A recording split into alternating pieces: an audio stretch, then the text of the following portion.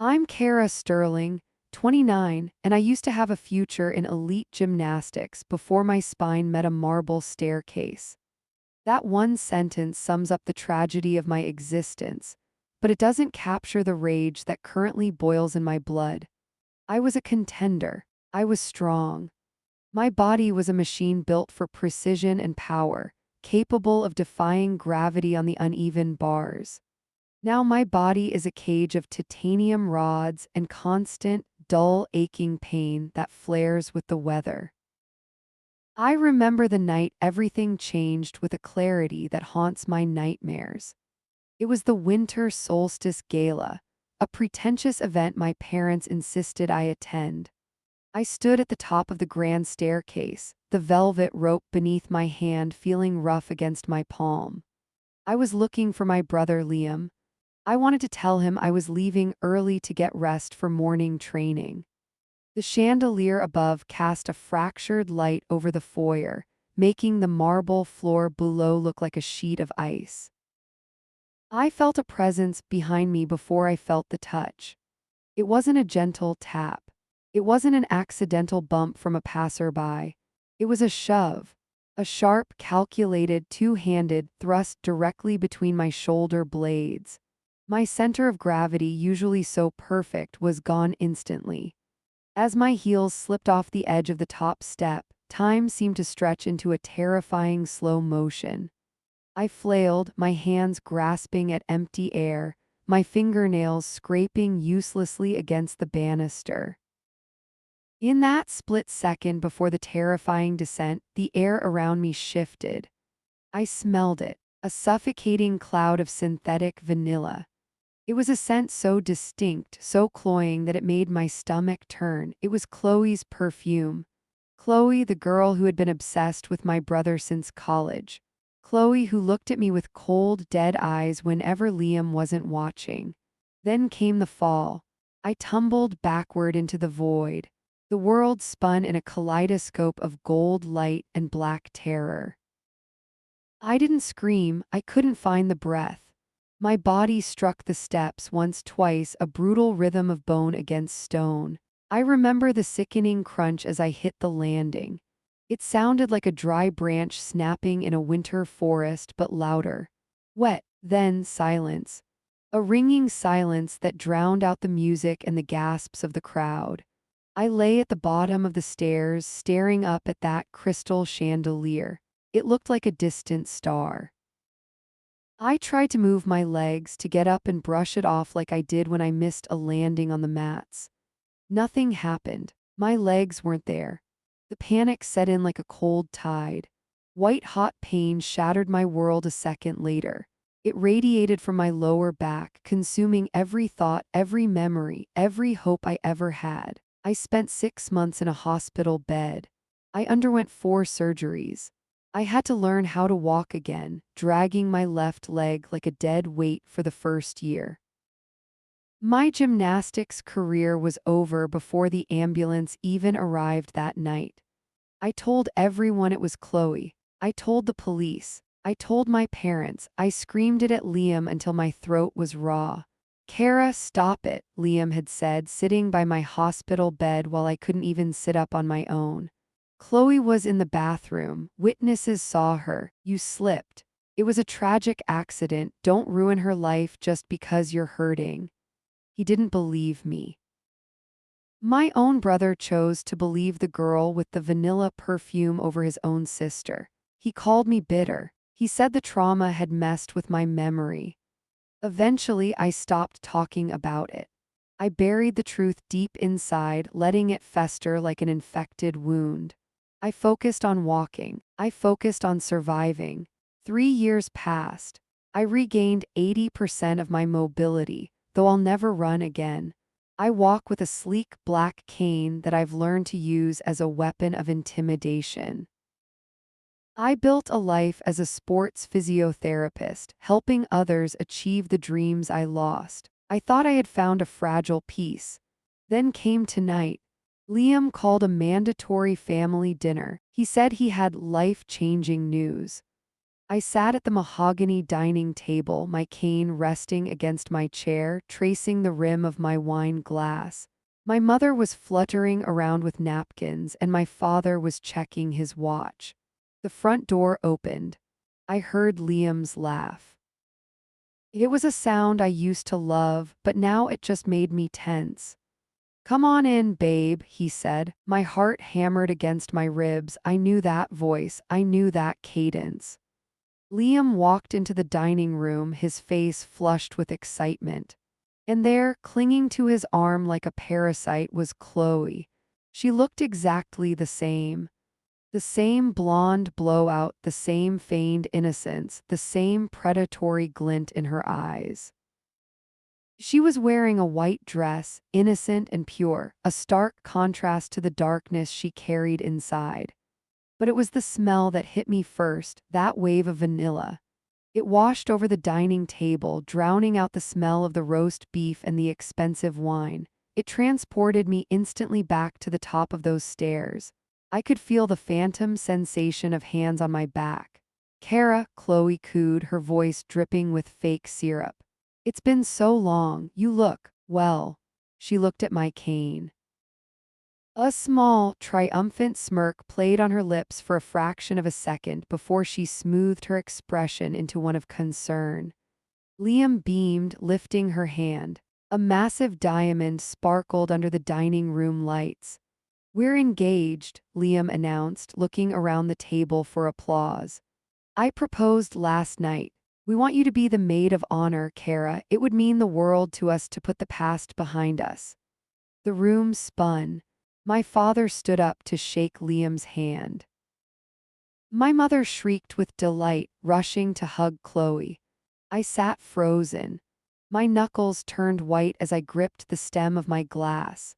The sound of my own blood rushing in my ears was deafening. He was marrying her. He was bringing the woman who crippled me into our family. He was asking me to stand beside her, to celebrate her, to bless the union of my brother and my executioner. Chloe pulled away from my mother and looked directly at me.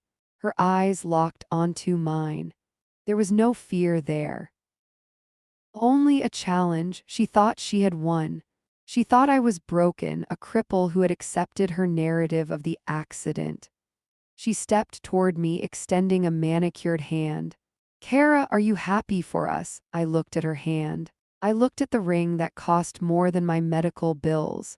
I looked at my brother, who was smiling at me with a willful ignorance that bordered on cruelty.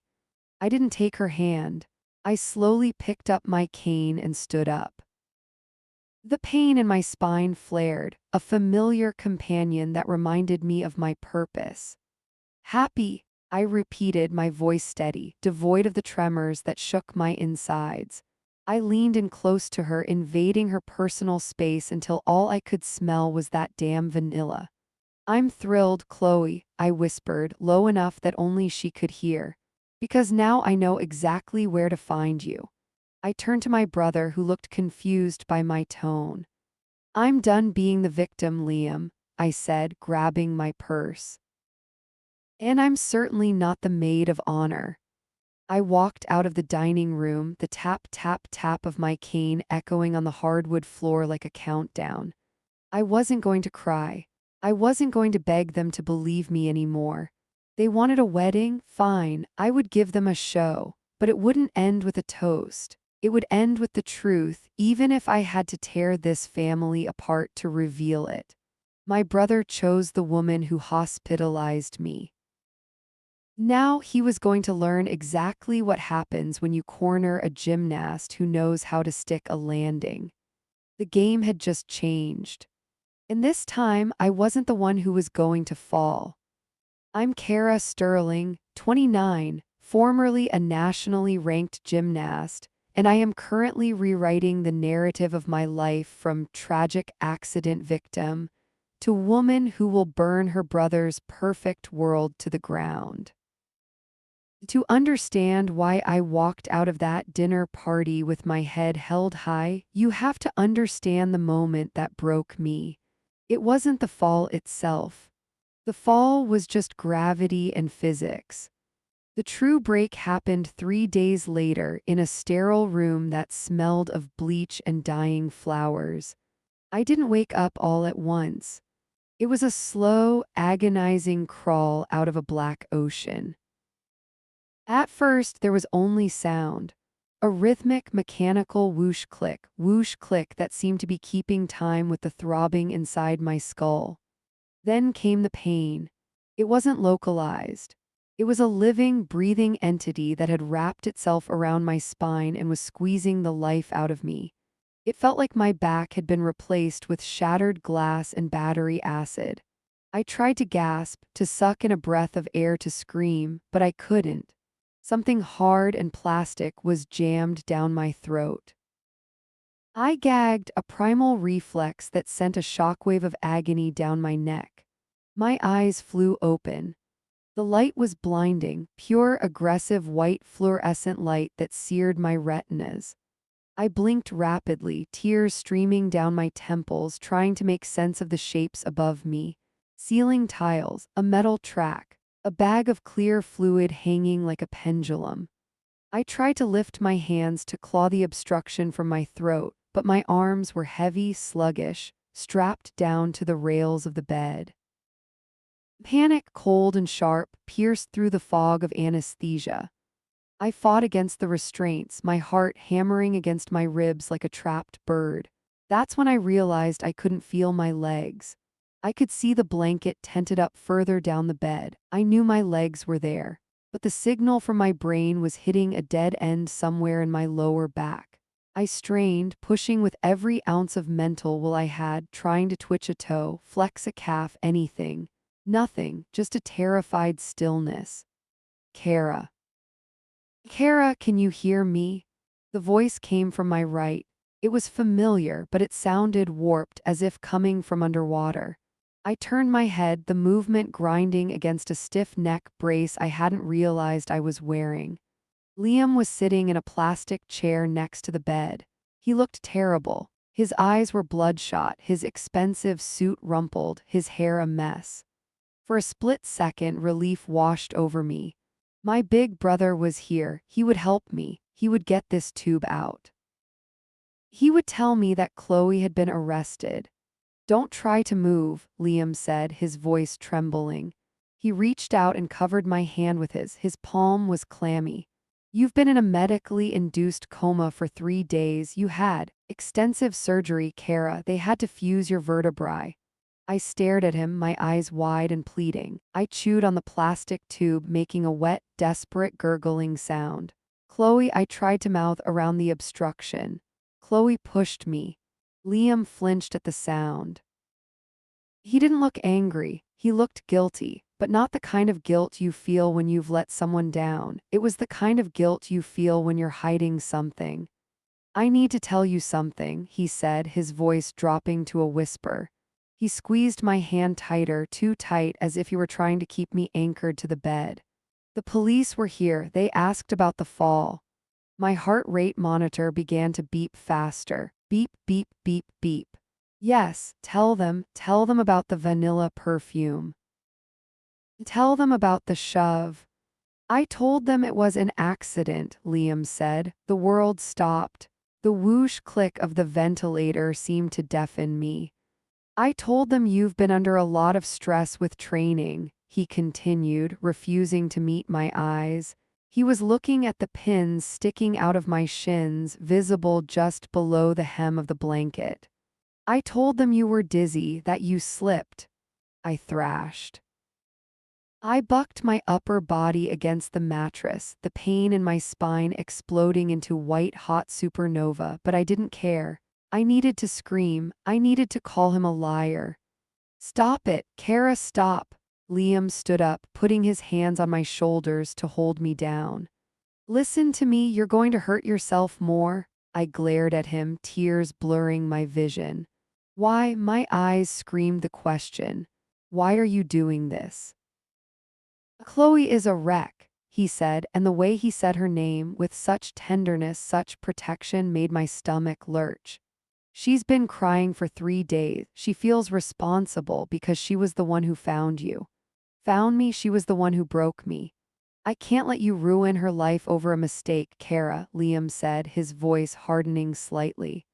I know you're confused right now. The doctors said the trauma and the drugs would mess with your memory. You probably think you saw things that didn't happen. I shook my head violently against the pillow. No, no, no. I love her, Liam said. The words hung in the sterile air like toxic smoke. I'm going to marry her, Kara. I made a promise to her last night while we were waiting to see if you'd wake up.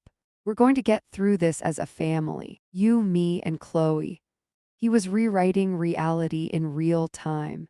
He was looking at his sister, broken, muted, paralyzed, and he was choosing the monster who did it. He wasn't just defending her, he was cementing their bond over my broken body. My tragedy was their origin story. I tried to bite his hand. I wanted to draw blood. I wanted him to feel a fraction of the pain I was drowning in. He pulled back just in time, looking at me with a mix of pity and frustration. You're hysterical. It's the medication. I'm going to get the nurse to up your sedative.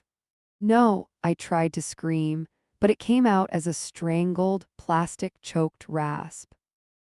It's for the best, Liam said, reaching for the call, but you need rest. When you wake up next time, you'll see things clearly. We're going to take care of you. Chloe wants to help with your rehab. She wants to make amends. He pressed the button. I lay there, trapped in my own body, trapped by the machinery, trapped by his lies. I watched my brother, the person who was supposed to be my protector, walk to the door. He paused for a moment, looking back at me. Just sleep, Kara, he said softly. Let it go. He walked out, leaving me alone with the rhythmic hiss of the machine breathing for me. The nurse came in seconds later with a syringe. I tried to communicate with my eyes, to beg her not to put me back under, to get me a pen and paper, to get the police back. But she just smiled a sad, professional smile. "SHH, honey, it's okay," she cooed, injecting the clear liquid into my IV line. "Your brother is so worried about you. You're lucky to have family like that." The darkness began to creep back in at the edges of my vision. The rage was still there, burning like a coal in the center of my chest, but my body was shutting down. As I drifted back into the void, I didn't pray for healing. I didn't pray for my legs to work again. I made a vow. Liam was right about one thing. I wouldn't ruin Chloe's life over a mistake. I would ruin it with precision. I would ruin it with the same calculated focus I used to apply to the balance beam. He wanted to marry her? Fine, let him tie himself to her. Let him build a life with her. Because when I finally tore her down, I wanted to make sure he went down with her. The darkness took me, but this time I wasn't afraid, I was patient. My brother chose the woman who hospitalized me. Now he was going to learn exactly what happens when you corner a gymnast who knows how to stick a landing. The game had just changed. And this time, I wasn't the one who was going to fall. I'm Kara Sterling, 29, formerly a nationally ranked gymnast, and I am currently rewriting the narrative of my life from tragic accident victim to woman who will burn her brother's perfect world to the ground. To understand why I walked out of that dinner party years later with my head held high, you have to understand the moment that broke me. It wasn't the fall itself. The fall was just gravity and physics. The true break happened 3 days later in a sterile room that smelled of bleach and dying flowers. I didn't wake up all at once. It was a slow, agonizing crawl out of a black ocean. At first, there was only sound, a rhythmic, mechanical whoosh click that seemed to be keeping time with the throbbing inside my skull. Then came the pain. It wasn't localized. It was a living, breathing entity that had wrapped itself around my spine and was squeezing the life out of me. It felt like my back had been replaced with shattered glass and battery acid. I tried to gasp, to suck in a breath of air, to scream, but I couldn't. Something hard and plastic was jammed down my throat. I gagged, a primal reflex that sent a shockwave of agony down my neck. My eyes flew open. The light was blinding, pure aggressive white fluorescent light that seared my retinas. I blinked rapidly, tears streaming down my temples, trying to make sense of the shapes above me. Ceiling tiles, a metal track, a bag of clear fluid hanging like a pendulum. I tried to lift my hands to claw the obstruction from my throat, but my arms were heavy, sluggish, strapped down to the rails of the bed. Panic, cold and sharp, pierced through the fog of anesthesia. I fought against the restraints, my heart hammering against my ribs like a trapped bird. That's when I realized I couldn't feel my legs. I could see the blanket tented up further down the bed. I knew my legs were there. But the signal from my brain was hitting a dead end somewhere in my lower back. I strained, pushing with every ounce of mental will I had, trying to twitch a toe, flex a calf, anything. Nothing, just a terrified, hollow stillness. Kara, Kara, can you hear me? The voice came from my right. It was familiar, but it sounded warped, as if coming from underwater. I turned my head, the movement grinding against a stiff neck brace I hadn't realized I was wearing. Liam was sitting in a plastic chair next to the bed. He looked terrible. His eyes were bloodshot, his expensive suit rumpled, his hair a mess. For a split second, relief washed over me. My big brother was here, he would help me, he would get this tube out, he would tell me that Chloe had been arrested. Don't try to move, Liam said, his voice trembling. He reached out and covered my hand with his. His palm was clammy. You've been in a medically induced coma for 3 days, you had. Extensive surgery, Kara, they had to fuse your vertebrae. I stared at him, my eyes wide and pleading. I chewed on the plastic tube, making a wet, desperate gurgling sound. Chloe, I tried to mouth around the obstruction. Chloe pushed me. Liam flinched at the sound. He didn't look angry. He looked guilty, but not the kind of guilt you feel when you've let someone down. It was the kind of guilt you feel when you're hiding something. I need to tell you something, he said, his voice dropping to a whisper. He squeezed my hand tighter, too tight, as if he were trying to keep me anchored to the bed. The police were here. They asked about the fall.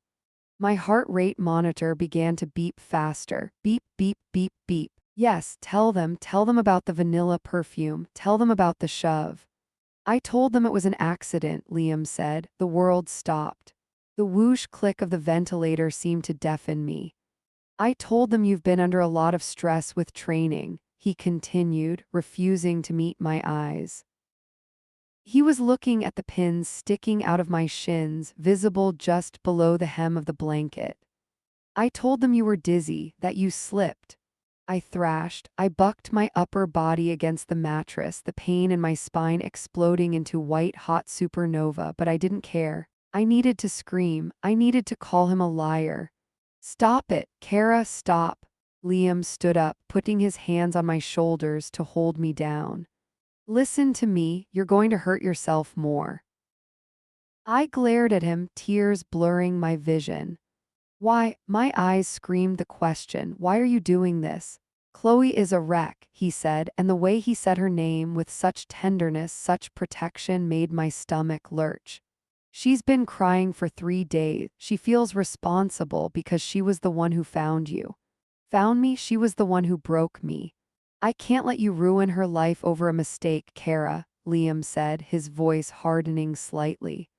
I know you're confused right now. The doctors said the trauma and the drugs would mess with your memory. You probably think you saw things that didn't happen. I shook my head violently against the pillow. No, no, no, I love her, Liam said. The words hung in the sterile air like toxic smoke. I'm going to marry her, Kara. I made a promise to her last night while we were waiting to see if you'd wake up. We're going to get through this as a family. You, me, and Chloe. He was rewriting reality in real time. He was looking at his sister, broken, muted, paralyzed, and he was choosing the monster who did it.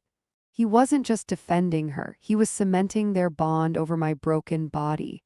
My tragedy was their origin story. I tried to bite his hand. I wanted to draw blood. I wanted him to feel a fraction of the pain I was drowning in. He pulled back just in time, looking at me with a mix of pity and frustration. You're hysterical, it's the medication. I'm going to get the nurse to up your sedative. No, I tried to scream, but it came out as a strangled, plastic-choked rasp. It's for the best, Liam said, reaching for the call button. You need rest. When you wake up next time, you'll see things clearly. We're going to take care of you. Chloe wants to help with your rehab. She wants to make amends. He pressed the button. I lay there, trapped in my own body, trapped by the machinery, trapped by his lies.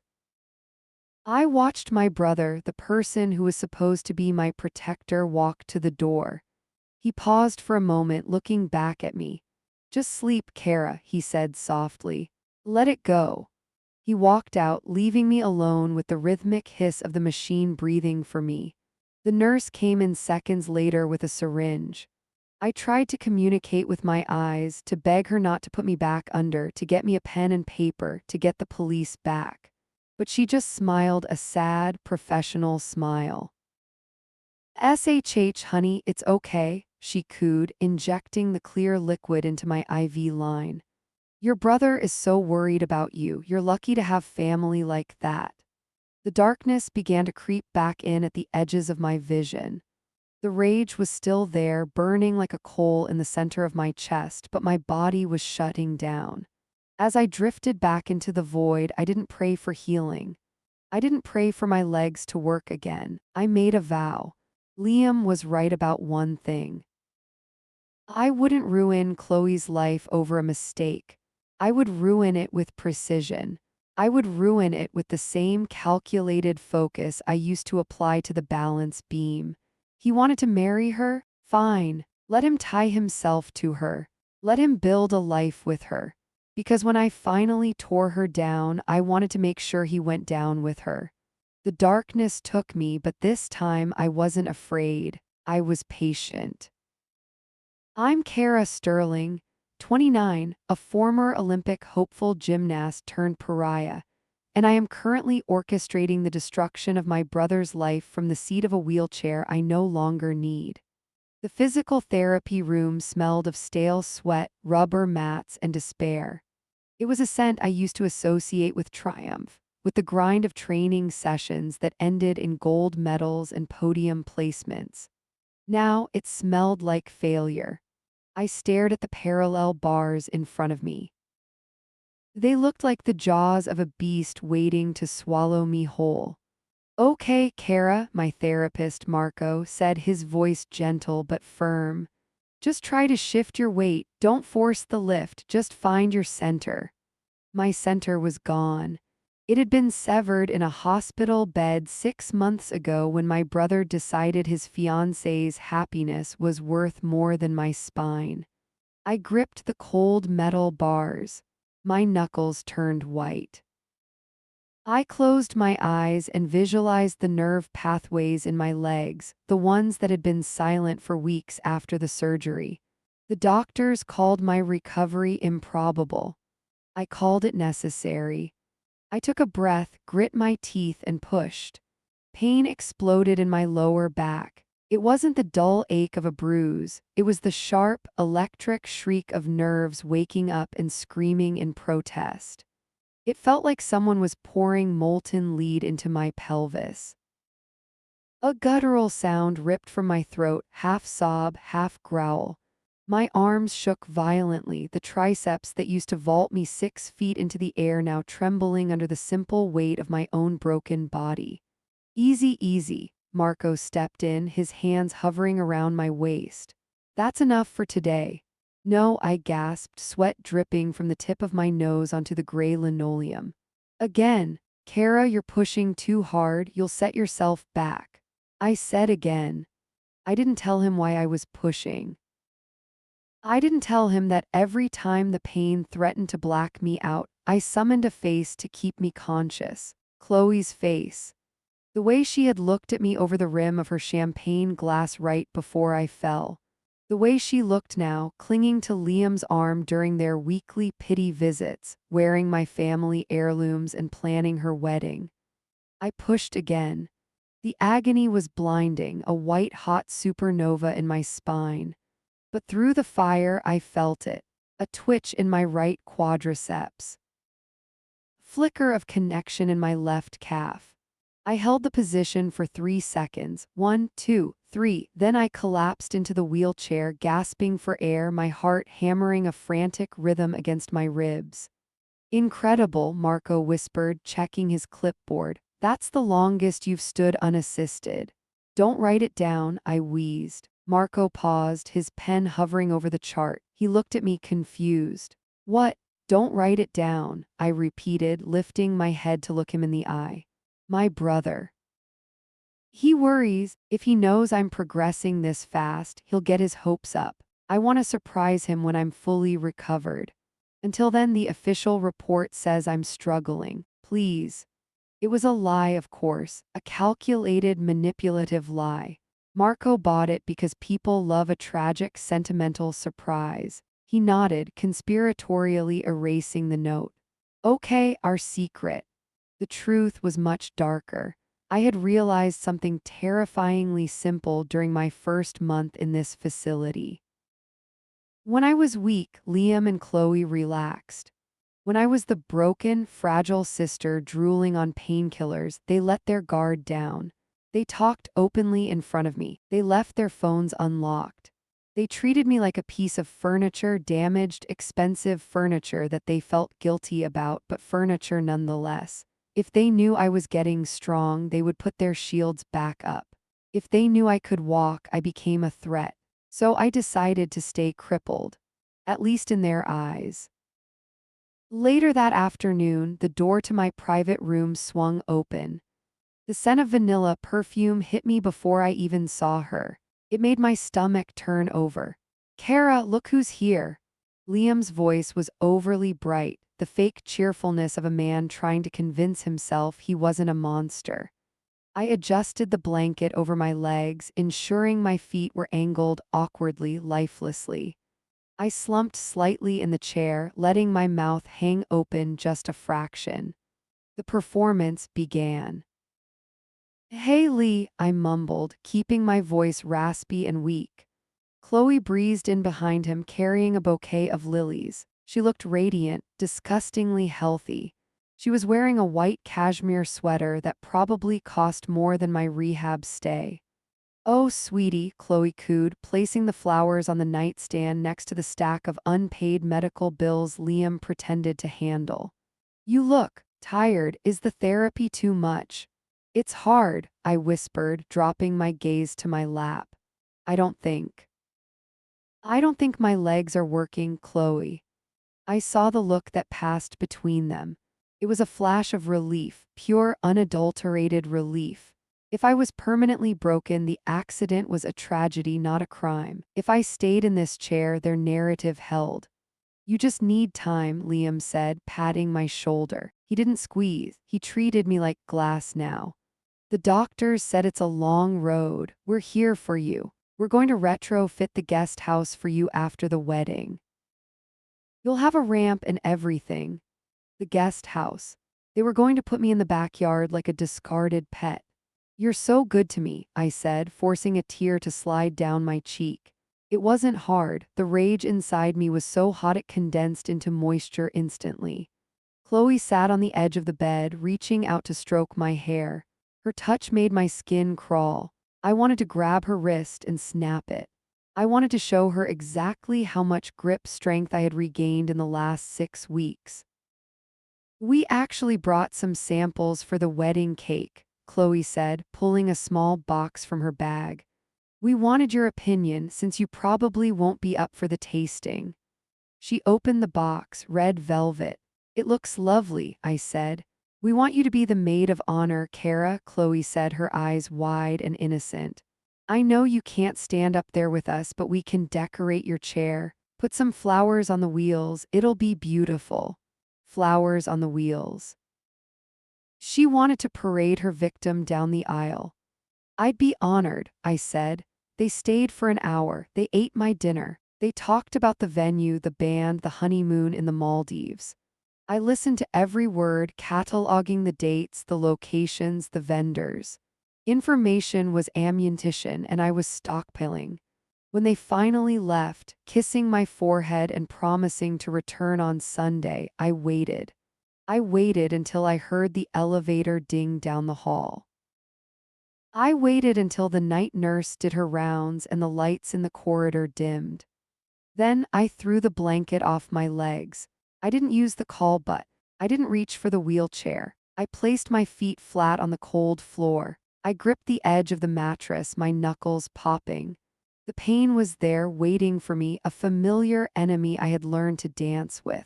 I inhaled sharply, channeling the hatred, the humiliation, the image of Chloe's manicured hand on my brother's arm. I stood up. My legs trembled violently, shaking like leaves in a storm, but they held. I was upright. I was 6 feet tall again. I wasn't the broken sister. I wasn't the charity case. I took one step, then another. I walked to the window and looked down at the parking lot. I saw Liam's car pulling away, the red taillights fading into the city smog. "Drive safe," I whispered to the empty room, a cold smile touching my lips for the first time in half a year. "You're going to need your strength." I walked back to the bed, every step a silent promise of war. I was healing. I was learning. And by the time the wedding came, I wouldn't just be walking, I'd be running the show. I'm Kara Sterling, 29, a former elite gymnast currently playing the role of the tragic, supportive sister, and I have officially infiltrated the enemy camp. "Oh my God, Kara, are you serious?" Chloe squealed, her manicured hands clutching a flute of overpriced champagne. We were in the VIP suite of an exclusive bridal boutique, surrounded by enough silk and lace to suffocate a small army. "I'm serious," I lied, forcing the corners of my mouth up into a soft, trembling smile. "I've been doing a lot of thinking in rehab. I don't want to be bitter anymore. I want to be your maid of honor." The room seemed to tilt on its axis. My brother, Liam, looked like he was about to cry from relief. He exhaled a breath he must have been holding for 6 months, the tension in his shoulders dissolving instantly. He walked over and kissed the top of my head, patting my shoulder with that patronizing gentleness reserved for the broken. "I knew you'd come around, Kay," he whispered. "This means everything to us." "Everything to me too," I said, my voice dripping with sugary poison. Chloe threw her arms around my neck, careful not to wrinkle her dress, and squeezed. The smell of her vanilla perfume was suffocating, thick and cloying like funeral flowers. I sat limp in my wheelchair, letting my arms hang uselessly at my sides, playing the part of the doll she could dress up and roll down the aisle. Inside, my heart was a war drum. Every muscle in my core tight, a reflex I had to actively suppress. I wanted to stand up. I wanted to grab a handful of her chemically straightened hair and drag her to the floor. Instead, I leaned into her embrace. "Thank you for forgiving me," she whispered in my ear, her voice low. Forgiveness wasn't what I was offering. I was offering her a rope. For the next 3 weeks, I became the perfect Trojan horse. I was indispensable. I was pathetic. I was harmless. I helped her choose the floral arrangements, nodding enthusiastically at the blood-red roses she wanted for the centerpieces. I helped her draft the seating charts, placing my parents at the table furthest from the dance floor so they wouldn't see me struggle. I listened to her complain about the caterer, the band, and even Liam. "He's just so stressed about your medical bills," she sighed one afternoon, scrolling through Pinterest on her iPad while lounging on my hospital bed. "It's really eating into the honeymoon budget." My hands clenched under the blanket. My medical bills. The ones caused by the accidental shove she gave me on that balcony. "I'm sorry," I whispered, looking down at my lap. I wish I could help. Oh, don't worry about it, she waved a hand dismissively. We'll figure it out. Maybe we can sell your apartment. You won't be needing it anytime soon. I stored that comment in the vault of rage burning in my chest. Being the crippled confidant came with perks. Invisibility was a superpower. Because they thought I was physically helpless, they assumed I was mentally checked out too. They got sloppy. One Tuesday, while Chloe was trying on her third reception dress option in the guest room of Liam's house, she left her phone on the coffee table next to me. "Does this make my hips look wide?" she shouted from the bathroom. "Not at all," I called back, my voice cheerful. "It's stunning." My heart hammered against my ribs like a trapped bird. This was it. I reached out. My hand didn't shake. My movements were precise, honed by years of catching uneven bars in midair. I knew her passcode. I had watched her type it in a dozen times over the last week. 1024, her birthday, narcissist. I unlocked the phone. I didn't go to her texts. I went to the recently deleted folder in her photos. My breath hitched. There it was. A video dated the night of my accident. I pressed play, keeping the volume off. The angle was low, likely taken from her phone propped up on the patio table. It showed the two of us on the balcony. It showed me laughing. It showed her stepping behind me. It showed her hands on my back. It wasn't a stumble. It wasn't a drunken mistake. It was a calculated, two-handed shove. She had filmed it. She had actually filmed it, probably to check her angles or maybe just because she was sick enough to want a souvenir. "Kara, did you say something?" Chloe's voice drifted from the other room. "Just admiring the lace from here," I shouted back, sweat prickling on my forehead. My fingers flew across the screen.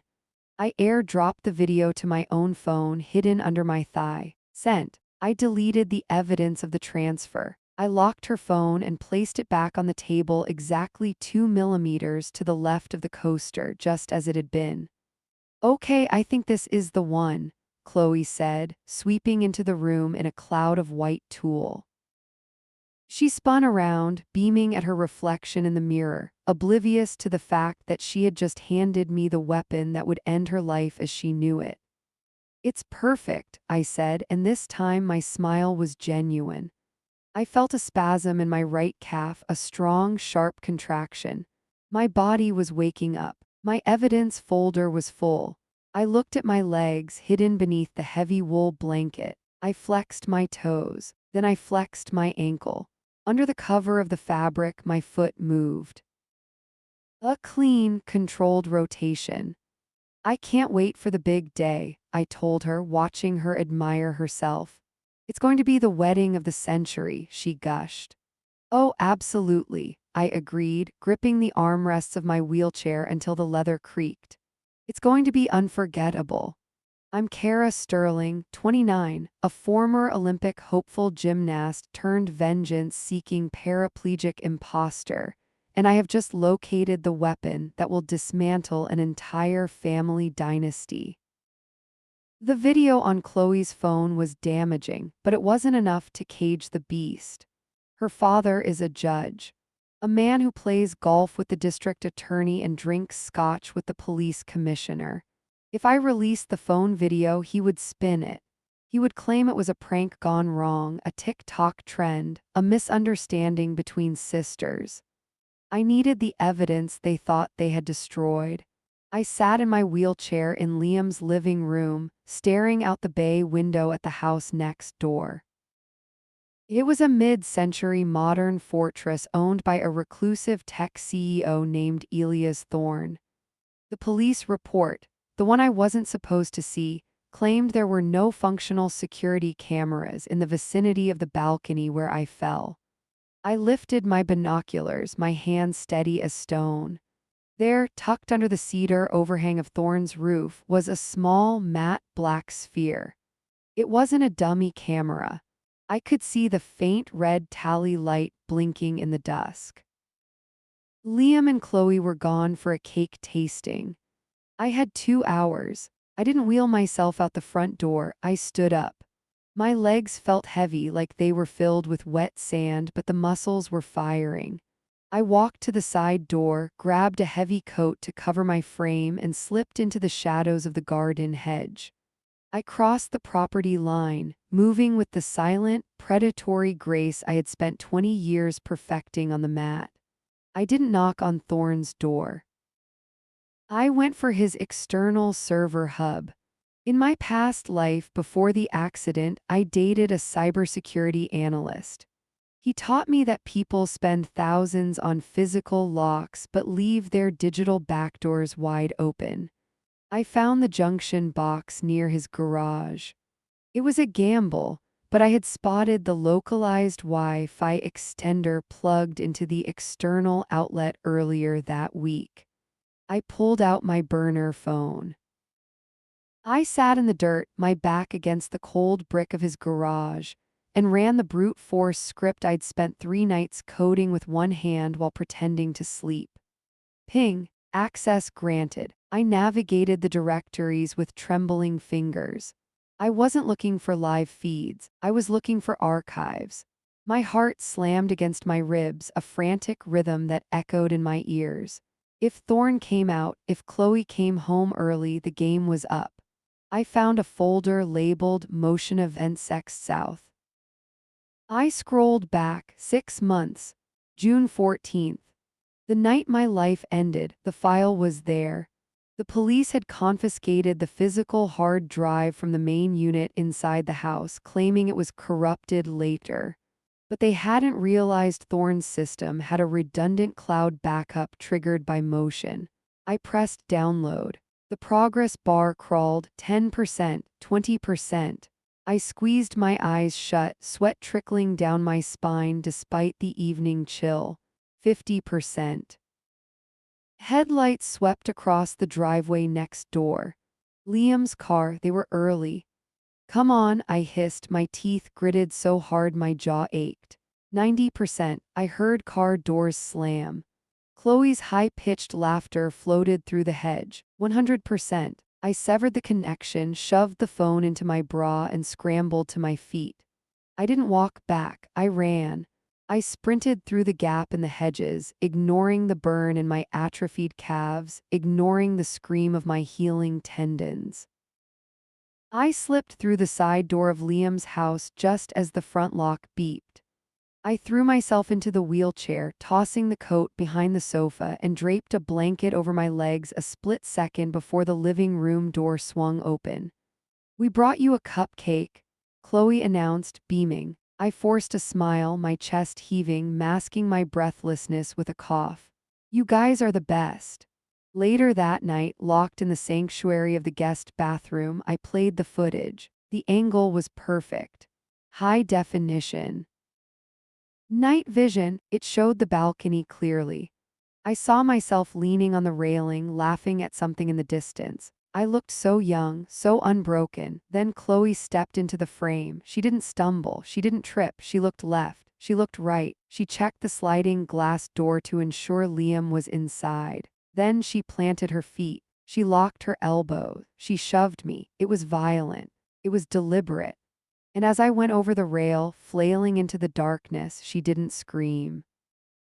She leaned over and watched me fall. She watched me hit the concrete. Then she pulled out her phone, composed her face into a mask of terror, and began to scream for help. I watched it 100 times. I memorized the timestamp. I memorized the cold, dead look in her eyes before she started acting. The police had buried this. Her father had made the call to lose the physical drive, thinking the evidence was gone forever. I looked at my reflection in the mirror. The tears were streaming down my face, but they weren't tears of sadness. They were tears of pure, unadulterated rage. I had the gun, I had the bullets, and the wedding was only 3 days away. "I hope you like your cake, Chloe," I whispered to the empty room, my voice trembling with adrenaline. "Because it's going to be your last meal as a free woman." I'm Kara Sterling, 29, a former elite gymnast currently masquerading as a helpless paraplegic, and I am wearing a wire that is about to destroy a dynasty. The bridal suite smelled like expensive hairspray and suffocating lilies. It was a sensory nightmare, a white and cream prison where the air conditioning was set too low and the tension was set too high. We were 48 hours away from the ceremony. The rehearsal dinner was tonight. My dress, a shimmering silver floor-length gown chosen specifically to hide the muscle definition returning to my legs, was itchy against my skin. "Everyone out," Chloe announced, clapping her hands. Her voice was sharp, cutting through the chatter of the three bridesmaids who were steaming her veil. "I need a moment with my sister-in-law, a private moment." The bridesmaids twittered and fled like startled pigeons, leaving the heavy oak door to click shut behind them. Silence descended on the room. It was heavy, thick with the unsaid things that had been festering between us for 6 months. I sat in my wheelchair in the center of the room, my hands folded demurely in my lap. Inside, I was coiled tight. My core muscles were engaged, holding my posture rigid. Every instinct I had honed since I was 4 years old screamed at me to move, to strike, to flip the script physically. But I stayed still. Stillness was the hardest routine I had ever performed. Chloe walked around me. I could hear the rustle of her silk robe. She was circling me like a shark sensing blood in the water. She stopped behind my chair. I saw her reflection in the vanity mirror across the room. She wasn't smiling. Her face was blank, cold, terrifyingly empty. "You know," she said softly, her hands coming to rest on my shoulders. Her fingers dug in just a little too hard. "I was worried you'd be a downer this week, but you've been surprisingly compliant." "I just want Liam to be happy," I said, pitching my voice to sound thin and wavering. I forced my lower lip to tremble. "That's all I want." Chloe laughed. It wasn't a happy sound. It was a dry, brittle bark. "Liam," she repeated. She leaned down, her mouth close to my ear. I could smell the peppermint of her gum masking the faint, acrid scent of vodka. "Do you really think Liam cares about you, Kara? Do you think he loses sleep over his crippled little sister?" I swallowed hard, letting the tears I'd been saving well up in my eyes. "He loves me, he's my brother. He loves my father's influence," Chloe whispered, her breath hot on my neck. "He loves the seat on the appellate court my dad promised him in 5 years. He loves the trust fund that clears his law school debt. You're just collateral damage, baggage." My heart slammed against my ribs. I had suspected Liam was compromised, but hearing it laid out so nakedly was a punch to the gut. "But I didn't break character. I couldn't." "Why are you saying this?" I whimpered, shrinking away from her touch. "Because I want you to know," she hissed. She moved around to face me, blocking the mirror. She crouched down so we were eye to eye. Her pupils were dilated. She looked manic. "I want you to know that you lost. You were always the golden child, the athlete, the star, and now you're furniture." She reached out and tucked a strand of hair behind my ear. The gesture was mockingly tender. "I enjoyed it," she said. The world seemed to stop spinning. "What?" I breathed. "Watching you fall," she clarified, her voice dropping to a conspiratorial murmur. "That night on the balcony when I put my hands on your back, it felt like God mode. I pushed you, Kara. I felt your spine give way under my palms. And watching you flail, watching you hit the concrete." A slow, sickening smile spread across her face. "It was the best rush of my life." I stared at her, my mouth slightly open. This was it. This was the darkness I had seen in the video, finally given a voice. She wasn't just selfish. She was a psychopath. You pushed me," I stammered, playing the part of the shocked victim perfectly. "But you said it was an accident. You screamed for help." "Acting, darling," she winked. Just like you're pretending to be happy for us, only I'm better at it. Liam knows deep down he has to, but he'll never choose your truth over my money. No one will. You're a tragedy, Kara. I'm the future. She stood up, smoothing her robe.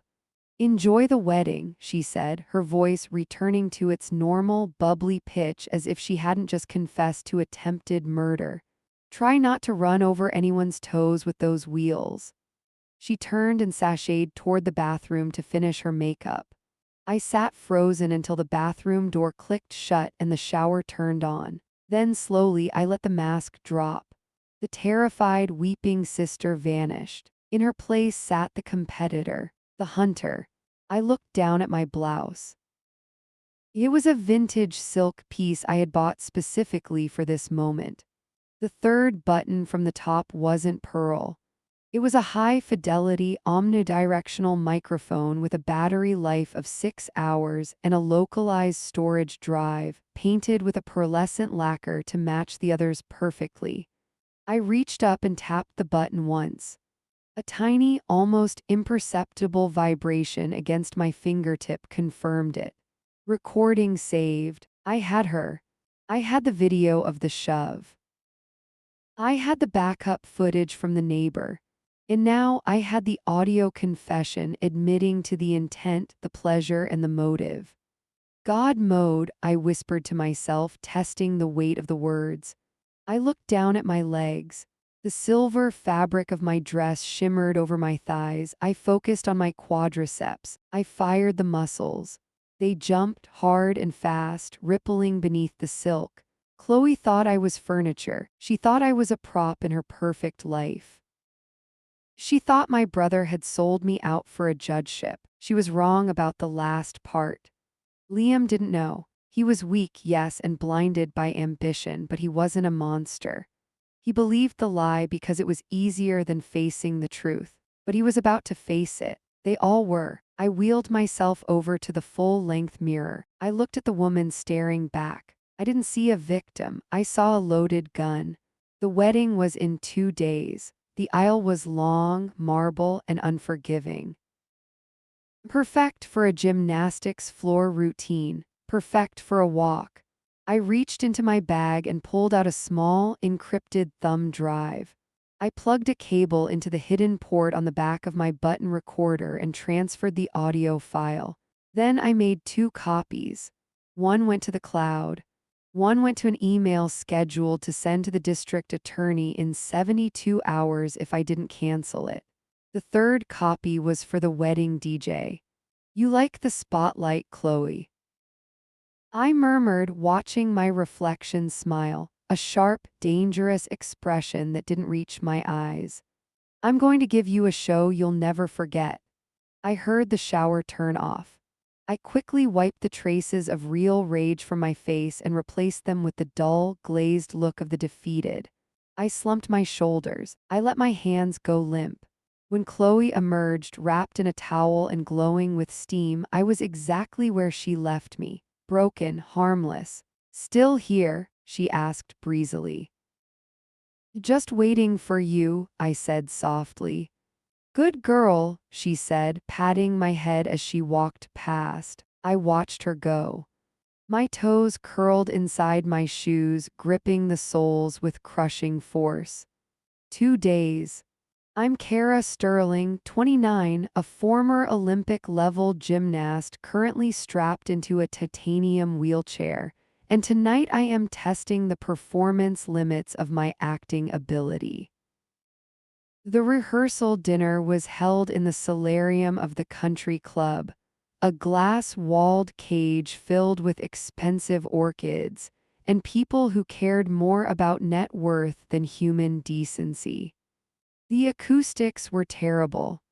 Every laugh, every clink of silver against china, every insincere compliment bounced off the glass and drilled directly into my skull. I parked my wheelchair at the head table, sandwiched between my mother, who was nervously shredding a napkin, and the best man, a frat brother of Liam's, who kept looking at my legs with a mixture of pity and discomfort. My hand rested on my clavicle, hovering over the third button of my blouse. The recording light wasn't visible, but I could feel the heat of the device against my skin. It was still running. It was capturing every lie. "Attention, everyone," the best man shouted, banging a spoon against his champagne flute. The sharp ting ting ting cut through the murmur of the crowd. The groom would like to say a few words. I shifted my weight. A sharp electric spasm shot through my right calf, a misfire of a nerve reconnecting. It took every ounce of my core strength not to grimace or reach down to massage the muscle. To the room, I was paralyzed, dead from the waist down. To me, the pain was a promise. It was the feeling of a dormant volcano waking up. Liam stood up. He looked dashing in his navy suit, the very picture of the successful young attorney. He looked like the brother who used to carry me on his shoulders when I was tired after practice. Now he just looked like a stranger. He wrapped an arm around Chloe's waist. She was wearing white, of course. A sleek, backless cocktail dress that showed off the muscles she didn't have to work for. "When I met Chloe," Liam began, his voice thick with emotion, "I didn't know what direction my life was heading. I was drifting." I gripped the armrests of my chair. My knuckles turned white. "You were studying for the bar, you idiot. You weren't drifting." "She anchored me," Liam continued, gazing down at her with puppy dog eyes. "She taught me that life is about seizing the moment, about taking risks. She's the most compassionate, driven, beautiful soul I've ever known." Compassionate. The word hung in the air like a bad smell. I thought about the audio file currently encrypted on the drive against my chest. It felt like God mode. "I pushed you, Kara." To Chloe, Liam raised his glass, beaming, "My rock, my future." To Chloe, the room chorused, "They drank, I didn't." I watched Chloe sip her Dom Perignon. She looked smug. She looked untouchable. Over the rim of her glass, her eyes flicked to me. It was a microscopic movement, a quick check to make sure the cripple was staying in her lane. She gave me a tiny, pitying smile. Something inside me snapped. Not a bone this time. It was the tether holding back my rage. I tapped my spoon against my water glass. The sound was dull compared to the crystal, but the silence that followed was instant. It was the awkward, heavy silence of people terrified that the tragedy on wheels was about to make a scene. "Kara," Mom whispered, reaching for my arm. "Honey, you don't have to." I pulled my arm away gently. "I insist." I didn't ask for the microphone. Liam handed it to me, looking nervous. He was sweating. Good. I held the mic close to my lips. I looked out at the sea of faces, the judges, the partners, the socialites. Then I turned my chair 45 degrees so I was facing the happy couple. "I've been thinking a lot about impact lately," I said. My voice was steady, low. The voice of a competitor stepping onto the mat for the final rotation. Chloe stiffened. Her smile didn't waver, but the corners of her eyes tightened. "Gymnastics teaches you about physics," I continued. "It teaches you that for every action there is an equal and opposite reaction. You can't cheat gravity. Eventually, everything comes down." The room was dead silent. A waiter dropped a fork in the back and it sounded like a gunshot. "Liam says Chloe is a risk taker," I said, locking eyes with her. "And he's right. She makes bold moves. She takes things into her own hands. She changes lives in a heartbeat, literally." A few people chuckled nervously, thinking I was praising her influence. Liam looked relieved. He thought I was being sentimental, but Chloe knew. I saw the color drain from her face beneath her spray tan. Her hand tightened around her champagne flute. "So," I said, raising my water glass, "I want to propose a toast to the truth." I paused. I let the word hang there, spinning in the void between us. "To unforgettable moments," I said, my voice dropping an octave, becoming intimate, lethal. to the things we do when we think no one is watching, and to the consequences that always follow. I didn't blink. I stared directly into her pupils. I channeled every hour of physical therapy, every night of screaming into my pillow, every humiliated moment of being lifted onto a toilet into that gaze. "Cheers," I whispered. "Cheers," the room echoed, confused but compliant. Chloe didn't drink. She stared at me, her mouth slightly open. The ice in her glass clinked as her hand trembled. For the first time in 6 months, I saw fear, real primal fear. She knew I wasn't talking about the wedding. She realized in that terrifying moment of clarity that the compliant little sister had teeth. I lowered the microphone and handed it back to Liam. He patted my shoulder, oblivious. "Thanks, Kay, that was deep." "You have no idea," I muttered. I turned my chair back to the table. Underneath the silver silk of my dress, I focused on my quadriceps. I flexed them hard, the muscle bellies engaged, rock solid, burning with potential energy. I could have stood up right then. I could have flipped the table. I could have played the recording for the whole room and watched her world burn down instantly. But that was too fast. That was messy. I wanted the altar. I wanted the long walk. I wanted the maximum height before the drop. I picked up my fork and took a bite of the dry chicken, chewing slowly. I could feel Chloe's eyes boring into the side of my head. She wasn't eating. The rehearsal was over. The performance was about to begin. The reception hall was a master class in excess, a cavernous ballroom draped in white silk and suffocating under the scent of 10,000 imported peonies. I sat in my wheelchair near the edge of the dance floor, nursing a glass of sparkling water while the band played a soft, jazzy rendition of a love song I couldn't name. My brother Liam looked euphoric, his tie loosened, twirling his new bride around the floor as if they were the protagonists of a fairy tale. Chloe's laughter rang out bright and artificial, cutting through the music. They had said "I do." They had signed the papers. They thought they had won. I checked my watch. 8:15 p.m. I looked toward the DJ booth.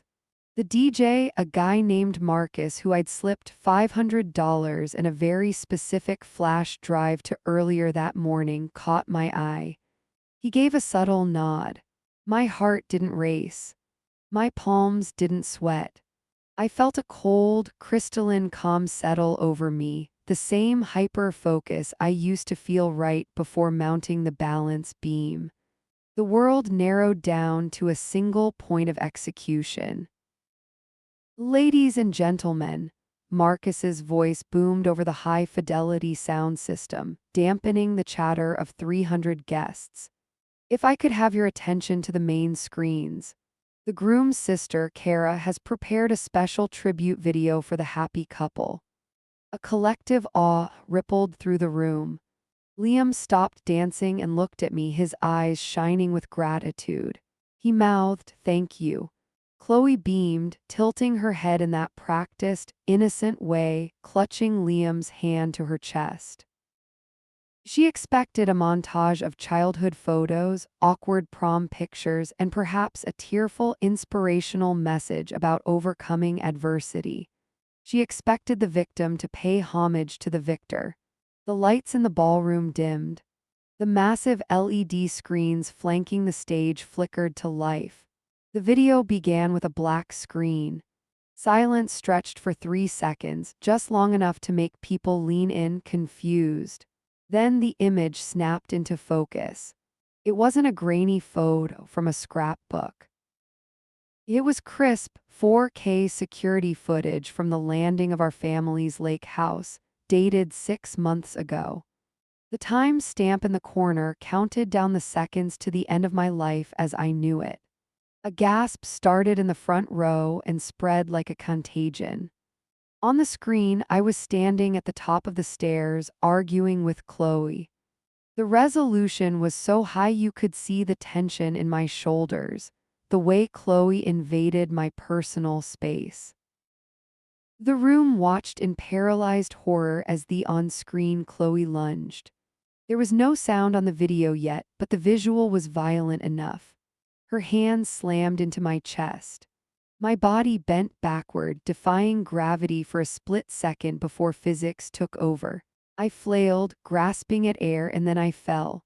I watched myself tumble down the staircase, limbs striking the wood with brutal force, a rag doll broken by a jealous child. I heard a glass shatter somewhere to my left. Liam had dropped his champagne. The video cut to black again. The ballroom was deadly silent. No one breathed, no one moved. The horror was absolute. Then the audio kicked in. It wasn't the ambient noise of the party. It was the recording from the bridal suite, amplified to concert-level volume. "You think Liam cares about the truth?" Chloe's voice boomed through the speakers, distorted slightly but unmistakably hers. It echoed off the vaulted ceilings surrounding us. "He's weak. He needs someone to tell him who to be. I didn't just push you, Kara, I erased you." I looked at the head table. Chloe was frozen, her face a mask of ghostly white, her mouth opening and closing like a fish on a hook.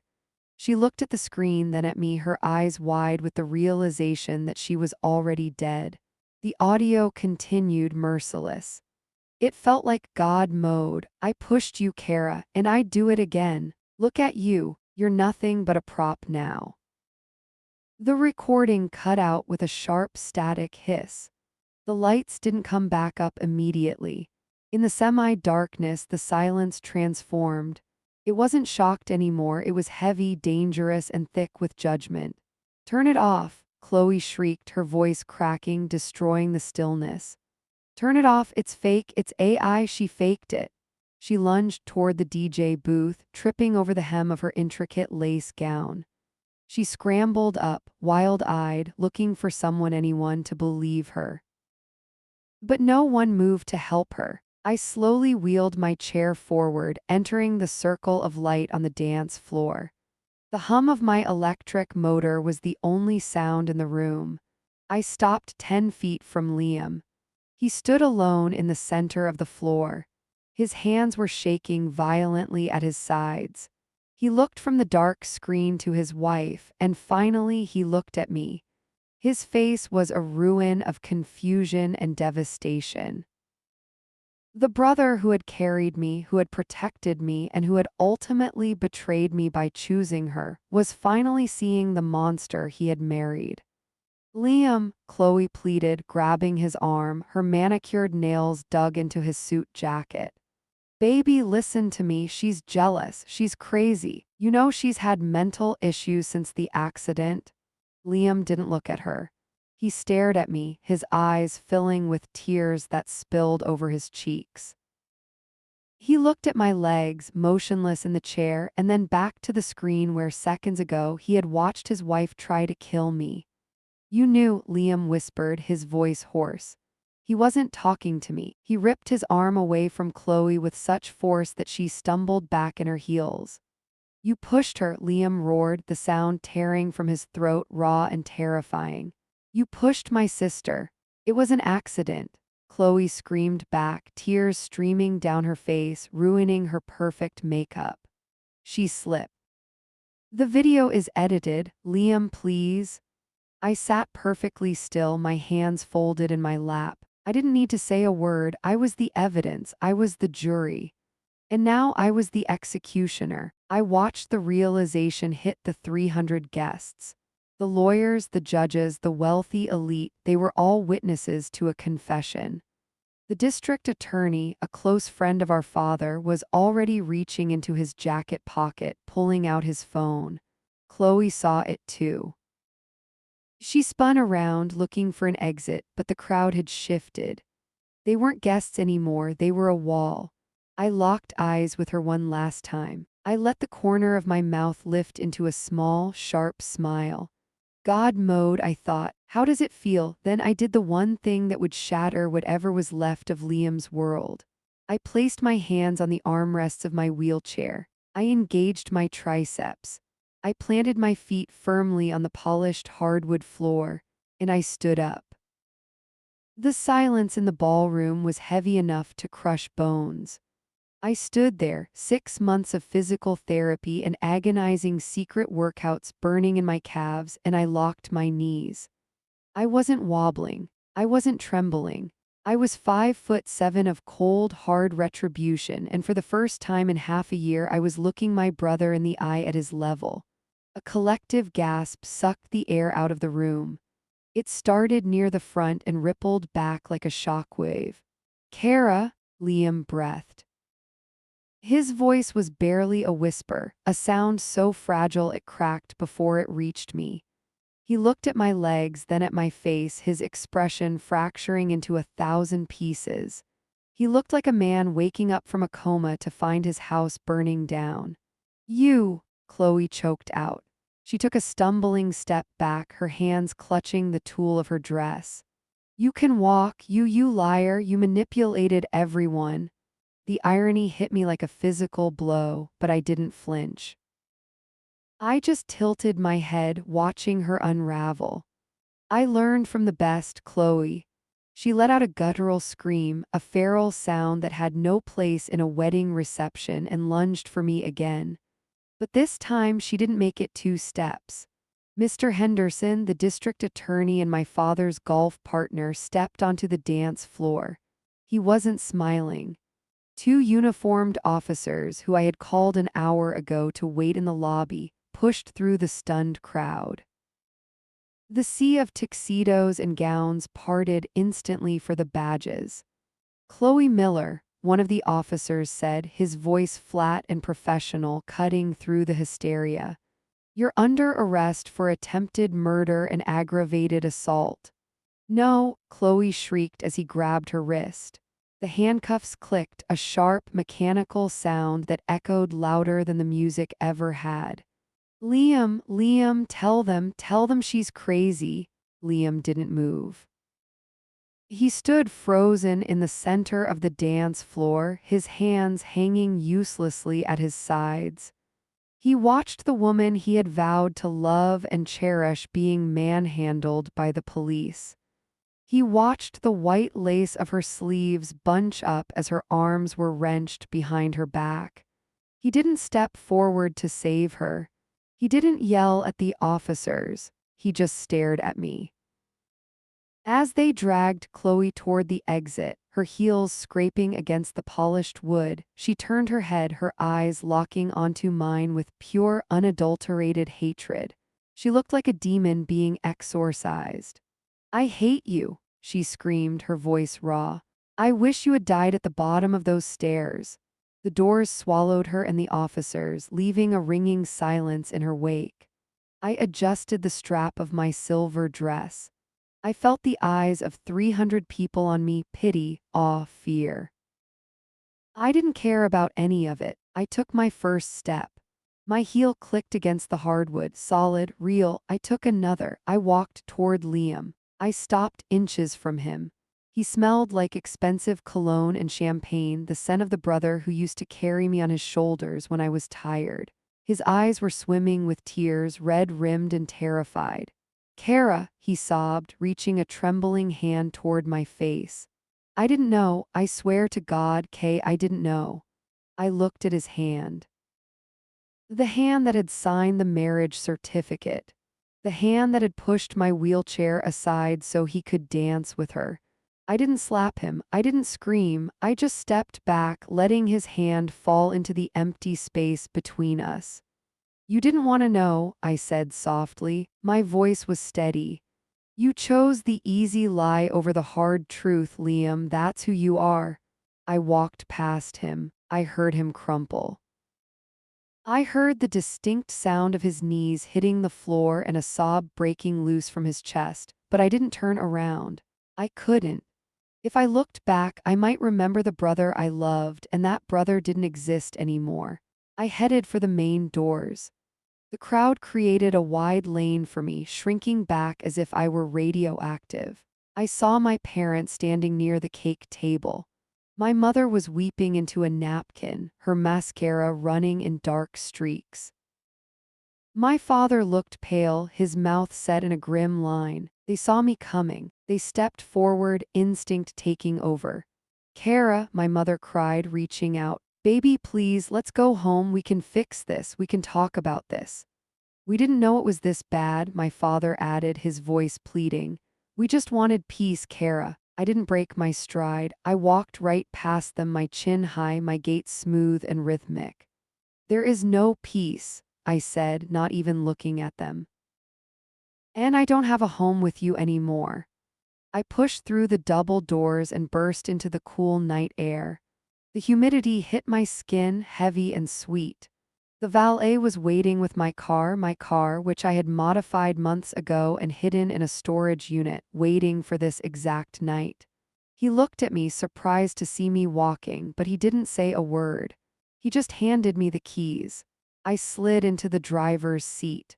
The leather felt cool against my legs. I adjusted the mirror and saw the entrance of the venue behind me. I could see the silhouette of my father standing in the doorway, watching me leave. I started the engine. The rumble of the motor vibrated through the floorboards, up through the soles of my feet, and into my bones. It felt like a heartbeat.